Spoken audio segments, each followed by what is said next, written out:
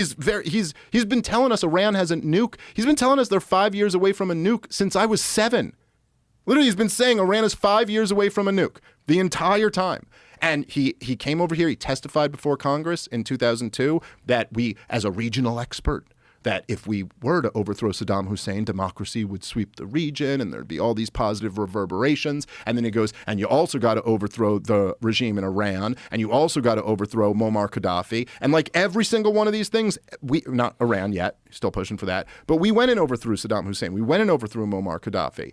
And I don't know what swept the region, but it wasn't democracy. No, I remember in the early 2000s when I realized there's two fighting factions of Islam.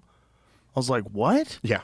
And that Saddam Hussein had actually kept that from boiling over. Yeah. Because he was in control. Yeah. No, I remember learning it too, right around the same time. You're like, wait a minute. You're telling me there are shirts and skins over there? They fight against each other? Like, what do they... Do you know the difference between Sunni and Shia?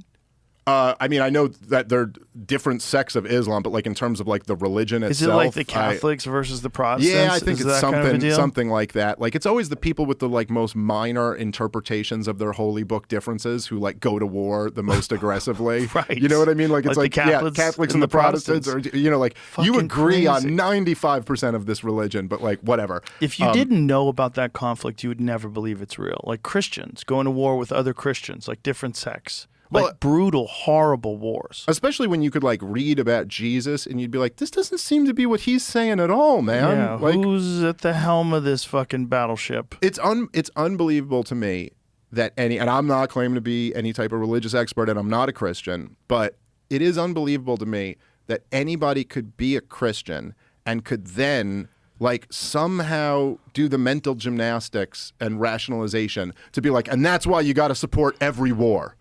That's why we got to fight every single one of these wars. Because, you know, just like that guy Jesus told us, slaughter women and babies. You're like, seems like the opposite of his message from my humble understanding of it. So the argument of that, if you want to take the argument, would be like, you have to do that to protect everyone here.